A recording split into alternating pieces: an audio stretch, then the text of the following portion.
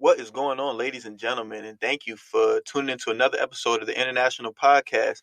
This is your very organic host, Noah Williams, back again with some more action, some more news, some more theories, man, some more whatever I be talking about, man, this sports shit. But you know the vibes, man. I really appreciate you guys taking the time to tune in with me, to listen to me. And I really appreciate the love. You know, the support is really growing and it's just making me feel great, making me feel more inspired to give you guys more content, give you guys more videos. So make sure that you tell your friends, tell your family, and yeah, let's keep this INTL movement going, baby. I really love it. So with that being said, man, it's episode 13, and I want to call this the Lonzo Ball Complex, right? And it's the best way that I can sum it up because basically we have a ton of athletes in the country that were famous as kids, you know, and we seen their journey through high school and college and professional. But I think Lonzo Ball is really one of the most famous ones, and I think we kind of know his story and understand who he is. So I think that'll be the easiest way for me to break it down. So let me get right into it, man. I'm not going to waste no time. So we knew Lonzo Ball at Chino Hills. I got my introduction to him around like 2016, 2015, right around then. And he was this star ball player, had his brothers on the team with him, putting up crazy numbers, crazy highlights, doing all these things. And I found out he was going to UCLA. So I was super excited for him. And I really kept my eye on him. And one thing that I noticed at the time was the confidence that he played with, pulling from anywhere, making crazy passes from anywhere, um, basically commanding respect from the other team. And he was just on a different mental level than everybody else on the court, as far as confidence goes. And you could tell he really was there mentally, right? So you get to the next level at UCLA, right? So from high school to college, I don't think everybody understands how big of a leap that is, right? So you got your people that are elite in high school, and you got your people that are good in high school, and usually those people that are elite will go on to be that Division 1 guy, and the guys that are good will be that Division 2, Division 3, and there's nothing wrong with that. I'm not trying to put any shame on any Division 2, 3, JUCO, NAIA, school, college athlete, none of that. But just hear me out here, right? So you usually have your great athletes from high school that go to college. And let's say they're on a basketball team. I run track, for instance, but let's say they're on a basketball team, right? So usually you got about 15 guys on a basketball team. Now in high school, this dude was the best player on his high school team. He was probably the best player on his AAU team or his EYBL team. So now he's going to a D1 program, right? So he got this big scholarship. He's expecting to go one and done, or the draft boards is already looking at him. So he's going to go there with some type of ego and with something to prove, right? As they all do. And every person that's great has an ego. I'm not trying to paint having an ego as something negative because I think that's something great. You got to have an ego to be successful in athletics or anything that you're doing, in my opinion. So let's say you're this freshman getting on campus now. You got this ego about yourself. You got this way that you carry yourself, right? That confidence, that swag, that drip, that the way that you carry yourself. And you get to this college and you understand that, okay, now all these dudes can play, right? So we're on a Division 1 level now. I'm speaking on Lonzo Ball's behalf at UCLA, and he still was more talented than everybody there. So he got the starting job. He got the star role. He was getting the most shots, he had the biggest green light on the team. He could really do what he wanted. It was his team. He had the confidence to do so, and we seen that grow throughout his freshman year at UCLA, and he had a really tremendous season at UCLA. And I was really excited for him to take that next step to the pros. Now, while he was in college, right? So, like I said before, everybody on that UCLA team, or everybody on the Syracuse team, or the Georgetown team, or the Florida State team, you name a college. Every one of those guys in high school, they were the guy. In AAU, they were the guy. So now when you come to college, it's like, okay, everybody was the guy. Now, who has that heart and who has that confidence to be the guy in college? That's where things start to separate, right? In my situation running track, this is a leap that I noticed as well. Coming from being a guy in high school, myself, going to college, going to the University of Akron, if you didn't already know, I had to come there with a sense of ego and confidence in myself. Like, okay, yeah, I was the guy in high school, but I'm gonna come here and I'm gonna still be that motherfucking nigga. You feel me? And that's the confidence that you have to have when you go to a new environment if you want to succeed. And that, going on with this Lonzo Ball complex, that is something that I think Lonzo Ball was able to do going to UCLA. Now he declares for the draft. As soon as he declared for the draft, His father comes out. Father comes out, my son is the best player in the world. I could beat Michael Jordan. My son is going to be in the Hall of Fame. He's going to get any team he goes to the championship. My son's going to be a legend, one of the best point guards ever. Putting really, really high expectations on him, which honestly weren't that far-fetched if you watched his play in college. Like, if you've seen his play in college, to me, he looked like a suited up, booted up Jason Kidd. So I was like, yo, okay, like, this nigga might be the truth. So I'm going to listen to what his dad has to say. The Lakers draft him, and Magic Johnson really, really sold me with this too. He said, one day Lonzo Ball is going to have his name up in the rafters in the Staples Center. So now, right, you putting a lot of expectations on this kid to where now you want him to be an all-time great. Basically, if you want to get your name in the Lakers rafters, you're gonna have to be an all-time great, and that's something that's high expectations that you're putting on a 19-year-old kid. So he gets there, and immediately I could tell his confidence was there. He gets there in summer league, absolutely balling in summer league. Him and Kuzma, them boys was going crazy. Their confidence was high through the roof. Now it's time for the season, and his father's still talking all that shit, right? So just as in high school, how you have to take that leap to be in college, well, from college, I could only assume it's even a more crazier leap to go to the pros, especially to the NBA, where you got the Steph Currys of the world, the Dame Lillards, the John Walls, the Chris Pauls, the Russell Westbrooks of the world. You feel me? The Trae Youngs. So now he's jumped into the battlefield with these boys, and I think it's something completely different for him. I don't think he was ready for that, and I think it really shook his confidence, right? I think it shook his confidence so much to where he can never come back from it. I think Lonzo Ball is going to have a good NBA career as a role player. I think he is a good role player, a good point guard. I don't think he's a bad player by any means of the word, but I don't think he will ever be what we anticipated he were to be because of that one word in his confidence. We seen his confidence get stripped from him completely to where the dude came in shooting one way. The next year he shot another way. The next year he shot a different way. And now he's shooting an even different way than he ever shot before. And I mean, it's cool. Like, I get it. You got to work on your game, improve some certain things. But this, the fact that he changed his jump shot so many times spoke to me. And it told me, like, okay, there's obviously people in his ear who obviously made him lose confidence in that shot that got him to the NBA in the first place, right? Yeah, it was ugly. Of course it was ugly, but that bitch was efficient. He was shooting that clip crazy. Then all of a sudden, the analysts and the ESPN people, media people start getting in his ear a little bit, and they start talking about, well, you can't shoot that way, you can't make shots that way, knowing fucking 75% of them never played basketball in their life. But I think those things kind of worn on his confidence a little bit and brought his confidence down. So he's like, okay, well, maybe I should start shooting this way. Then he starts hesitating, thinking about it too much, and that really took away from him just going out there and playing.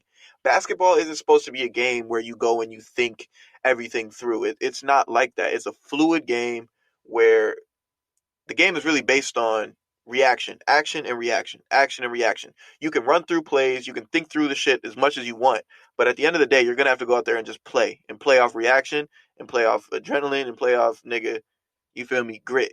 But when you're lacking confidence, all that other shit is just really gonna fall through, and that's what we seen in Lonzo Ball. And that's one thing, to all my young athletes tuning into this and listening to this, please take note of this, right? So you might be the dog at your high school. You might be the alpha male or the shit at your high school, right? But I promise you right now, that does not mean a motherfucking thing when you go to the next level. That don't mean nothing to your coaches. No matter how much your coaches, might pretend like they want you there when you in high school. Your coaches might really, really gas you up. And I'm talking about your college coaches, right? So these college coaches gonna come to the high school and make you feel like you the shit, make you feel like you the one, like you shit roses. That's how they gonna make you feel. You gonna get to school, you gonna see a change. You gonna see they gonna treat you just like every other nigga on the team, and every other nigga on the team wants your spot, right?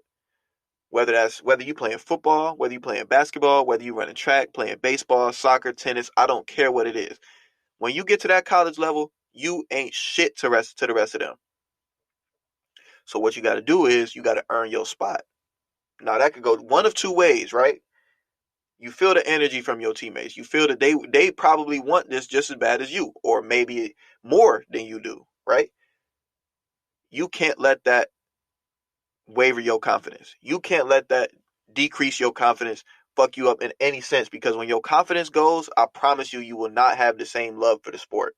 I've seen so many people that were elite in high school, better than me in high school.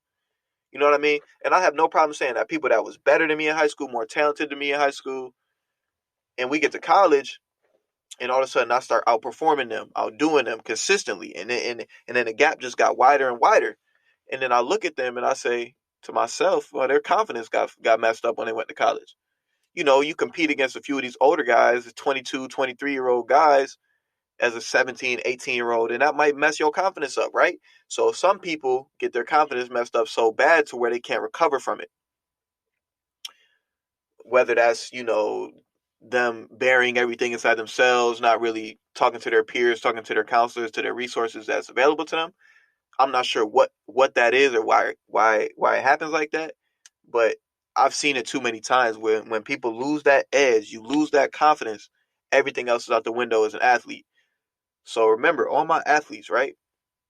Take care of your mental first.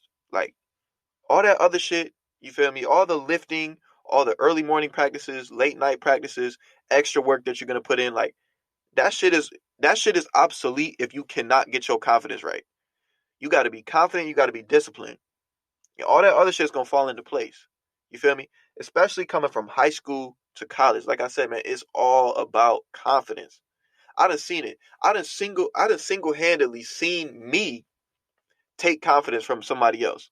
And it wasn't my fault or anything like that. It's just me being so confident in myself and performing so well myself, it discouraged somebody else who wasn't, you know, performing at the levels that I was. And I've seen that just continue to discourage them, and their performances dropped and dipped and dipped and dipped to where now I don't even think they compete collegiately anymore. I think they might have just quit. And there's nothing wrong with that. Hey, look, there's nothing wrong with that either. You feel me? That's not your dream. That's not what you destined to do. But yeah, that's the Lonzo Ball Complex, man. That's what I'm gonna call this, the Lonzo Ball Complex, or the Lonzo Ball theory. Well, however you wanna, really put your finger on it. But that's just how I feel because we see it all the time. I think there's plenty of look at Markelle Fultz, for instance, right? Markelle Fultz got into his head too much about the game, about his shot, about the critics, what people would say, and that caused him to lose his confidence. And we've seen it. We've seen it happen in front of our eyes. And it's sad. It really is. I really hate to see things like that with athletes because it's like, damn, like athletes are so scrutinized and so criticized, but I don't think people understand like that shit can really, really mess with your confidence as a human. Like not just as a ball player or an athlete, like that could really, really waver your confidence as a human. So that's why I really think it's important for every athlete to understand this part here about confidence and about discipline. If you ever feel as though you're to a point where your back's against the wall and you're losing that confidence in yourself, you're losing that edge, or you don't feel like that same guy that you used to feel like, or that same girl that you used to feel like, I first and foremost um advise you to go talk to somebody about that. Like, man, I used to feel like this and now I feel like this. I advise you go talk to your head coach. I advise you go talk to your advisors, your counselors, your parents, your siblings, your loved ones, anybody that's really really willing to listen. Talk to all of them about it. See what they have to say. You know what I mean? Because I think a lot of times that's really just you being in your own head about things, which will diminish your confidence. And I've seen it happen to myself. That's why I'm really really passionate about this because I've seen it happen to myself to where I really had to get myself out of that negative motive, that negative mindset, where I was losing my confidence and I had to get back in my bag. You feel me? I had to get back right. I had to get my mind back right. I had to focus on the things that I needed to focus on, and I really just needed to trust myself too. That's another thing. When your confidence starts to fall, you stop trusting in yourself. You stop trusting in your abilities and your God given talent. But that's something that just can't let happen. That is something that you just cannot let happen to yourself. As an athlete, as a human, as a businessman, entrepreneur, whatever the fuck you doing, you cannot let that happen right there where you don't trust your own self. You got to be able to look in the mirror and say, look, bruh, I think I could do this. I know I could do this, and I trust it. I trust myself. I trust my abilities in it, and I'm confident in it to pursue it. You feel me? So the moment that shit starts to waver and you feel that shit wavering, first, listen to this podcast again. Second, seek help. Talk to some people. And I think that's the best way that you can overcome it, because I've seen people who had that confidence issue, and they kind of rose up above it. And I think it's a few examples in the NBA. I think Kyle Kuzma is a perfect one. And the jury's still out on him. That's why I'm not really 100% sure. But the jury's still out on him as to how talented he is and what he could be as a ball player in the NBA. So he went to, I believe it was Utah, right? And he was a star at Utah his senior year. Put up great numbers, and he got drafted, and he got MVP of the summer league. His rookie year averaged damn near 20 points a game. Had a great season. Like, he was just great. He was a great young talent, young prospect. Now LeBron comes, right? LeBron was taking his shots. He wasn't getting the ball in the spots that he liked to. AD comes. He gets even less of an opportunity. Gets the ball even less than he would normally do. And I think a lot of people in that situation would normally fold and just lay down and not shoot no more and just defer to these guys. But this is something that I really, really got to give Kuzma credit for, because he did the opposite. It's almost as he looked at it like, okay, I know I got LeBron on my team. I know I got Anthony Davis on my team. I understand that the touches that I was getting in years past, I'm not going to get those. I'm not going to get the opportunities that I used to. I don't have the green light like I used to. So every time he gets the ball, right or wrong, he's going confidently and strongly to the basket or to the wing, to the corner, something to get his shot.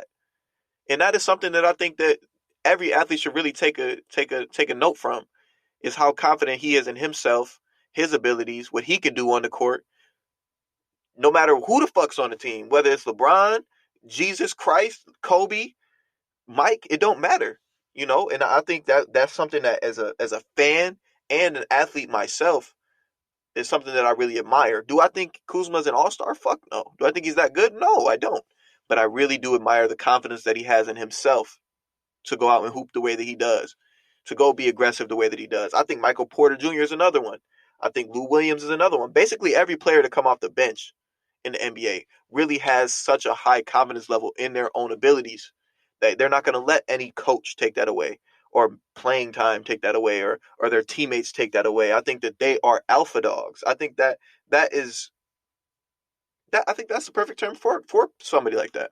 I think you need to be an alpha dog, be a Lou Williams, be a Montrezl Harrell, be a Jamal Crawford. That super aggressive player. Yeah, you're not getting the same opportunities as somebody else, but do not let that take away from your confidence. I promise you, that shit does not feel good. I promise it does not. So yeah, that's basically all I have to say about this topic. I really hope you guys understood what I was talking about. I hope you guys take into account what I was talking about, and I hope you guys can apply this to your everyday life, in college, in your schooling, in entrepreneurship, in your business. You feel me? In your sport, whatever it is, in your coaching, whatever alley that is. I think it's just so important to be confident in yourself, and you just can't let anybody take that away from you. So yeah, man. With that being said, I thank you guys again. I really, really do appreciate you guys tuning in with me. Make sure you follow me on Instagram, follow me on Twitter, man. The Instagram handle is intl.noah. Twitter handle Noah Williams 24, man. Just make sure you show some love. Throw me a retweet, throw me a like, throw me a repost, throw me something. And yeah, man, you guys have a blessed day, have a wonderful day, and I'm out. Thanks again.